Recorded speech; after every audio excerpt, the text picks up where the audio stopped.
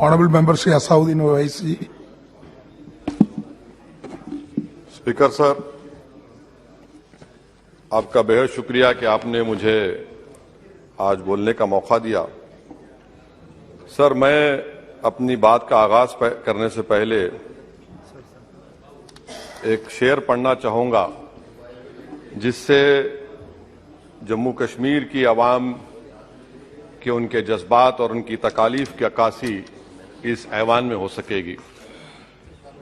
शायर ने कहा कि आज वो कश्मीर है महकूम मजबूर और फकीर, कल जिसे अहले नजर कहते थे ईरान सगीर, सिनाए अफलाक से उठी है आह सोजनाक, मर्द हक होता है जब मरूब सुल्तान व अमीर, कह रहा है दास्तान बयादारी आयाम की, कोह के दामन में वो गम खाने दे खाने पीर।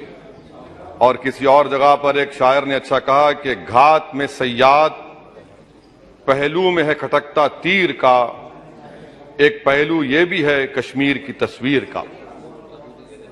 सर, मैं यहां पर ये बात साफ और वाज़ेह तौर पर कहना चाहूंगा कि एक आरटीआई के एप्लीकेशन में यह कहा गया जवाब में कि 30 साल में 1724 मिलिटेंट्स को हुकूमत और फौज ने, पुलिस ने उनको मारा, मिलिटेंट्स को, या उनकी मौत हुई, जिसमें से सिर्फ 89 कश्मीरी पंडित का कत्ल हुआ।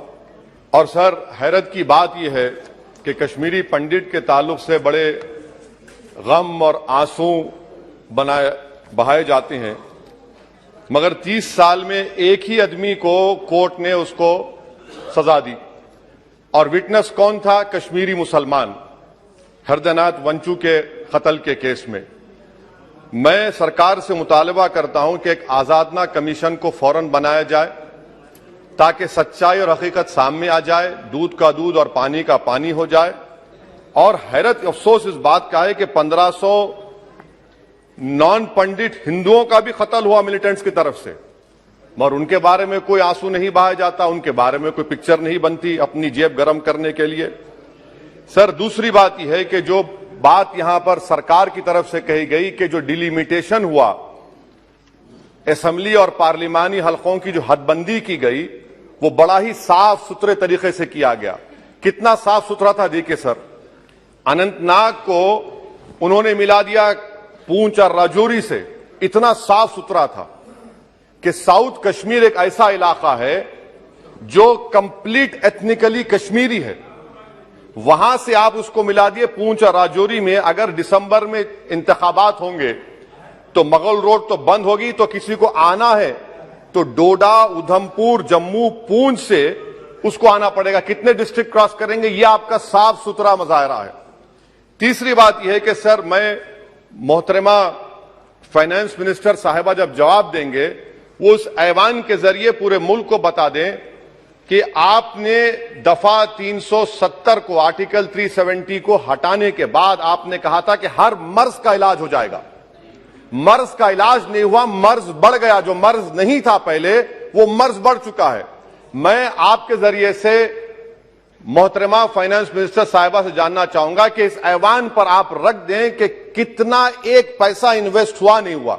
एमओयू की बात मत करिए, कागजात तो बहुत निकलेंगे, मगर एमओयू नहीं बल्कि एक पैसा कितना आपने इन्वेस्ट कश्मीर में करवाया। दूसरी बात यह है सर, एक तरफ सरकार बोलती है हम प्राइवेटाइज करेंगे पूरे मुल्क में, एलआईसी और सब चीज, मगर यहां पर हॉर्टिकल्चर को पब्लिक सेक्टर अंडरटेकिंग बना दिया गया। जो कश्मीरी अपना सेब बेचता था, आप उसको कह रहे हैं नहीं अब हम पीएसयू बना दिए। यह आपका साफ सुथरा और आपकी राह दिखाता है। पावर आपका बरकी का, आपने उसको सेंट्रल पीएसयू से जोड़ दिया। तीसरी बात यह सर, आपकी इकोनॉमिक पॉलिसी है क्या फिर कश्मीर के लिए? यहां पर एक पॉलिसी, वहां पर एक पॉलिसी, कौन सी कंटिन्यूएशन है?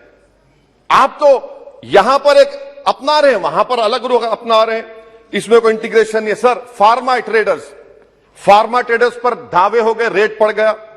जो सप्लायर्स है उन पर रेट पड़ गया। टोल पोस्ट खत्म कर दिया आपने। 114 राइस मिल बंद करने के दहाने पर आ गए। इसका जवाब नहीं है सही है गलत है। अच्छा सर, फिर आप देखिए कि एक और बात मैं आपके गोशे गुजार करना चाह रहा हूं कि इकोनॉमिक डिपेंडेंस आप इतना कर दे रहे कश्मीरियों के ऊपर, यानी आप कल ये बताएंगे, मैं खत्म कर रहा हूं सर, कल आप ये बताएंगे कि नहीं नहीं हमने तो इतना पैसा दिया था। सर कि आप ये इकोनॉमिक पॉलिसी क्या है आपकी? और अनएम्प्लॉयमेंट कितना है सर कश्मीर में आज? अनएम्प्लॉयमेंट सर आज कश्मीर में 7.2% है। ऑल इंडिया पूरे भारत में ज्यादा अनएम्प्लॉयमेंट है। तो 370 निकाल के आपने क्या किया सर? अनएम्प्लॉयमेंट वहां और बढ़ गया। अच्छा सर, ये और एक बात आपसे कर रहा हूं, जे की आईडीसी। सर ये जे की आईडीसी ऐसा आपने एक शैतान को बना दिया आपने, वहां पर एक शैतान को क्रिएट कर दिया आपने जे की आईडीसी को। और जमीन किसी की भी ली जा सकती है, पुलिस साथ रहेगी और उसके फैसले को कोर्ट में चैलेंज नहीं किया जाएगा। ये जमहूरियत है ना, जमहूरियत में गलत फैसलों को कोर्ट में चैलेंज करेंगे, माने जमीन किसकी भी ले लेंगे, पुलिस का ऑफिसर साथ देंगे। तो इसीलिए सर हम ये कहना चाह रहे हैं कि हर एतबार से आपने वहां पर कोई गलत पॉलिसी की और अखलाकी तौर पर, आईनी तौर पर कन्वेंशन जो है, ये बजट को यहां नहीं डिबेट करना चाहिए। इस बजट को तो वहां के मुंतखब शुदा अवामी नुमाइंदों को बहस करनी चाहिए। यहां पार्लियामेंट में बैठकर हम एक जम्मू का कश्मीर का कैसे बजट पास करेंगे? तो गैर अखलाकी बात है, कन्वेंशन के खिलाफ है और इसको बताता है कि आपका मंशा और मकसद क्या है, कि आप यहां पर कठपुतली की तरह कंट्रोल करना चाह रहे हैं। और क्या कश्मीर में मिलिटेंट्स एक्टिविटी नहीं, लोग नहीं मर रहे वहां पर, सिविलियन कैजुअलिटीज नहीं हो रही, बराबर हो रही है वहां पर। तो इसीलिए सर हम आपसे अपील कर रहे कि आप इन हालात को, खत्म कर रहा हूं सर, इन हालात को देखिए। और कश्मीर की जामा मस्जिद को क्यों नहीं खोलते सर? आप खोलिए ना जामा मस्जिद को, आने दीजिए। आपने जर्नलिस्ट फहाद शाह को पकड़ लिया, क्यों पकड़ा आपने? एक नहीं दो यूए केसेस लगा दिए।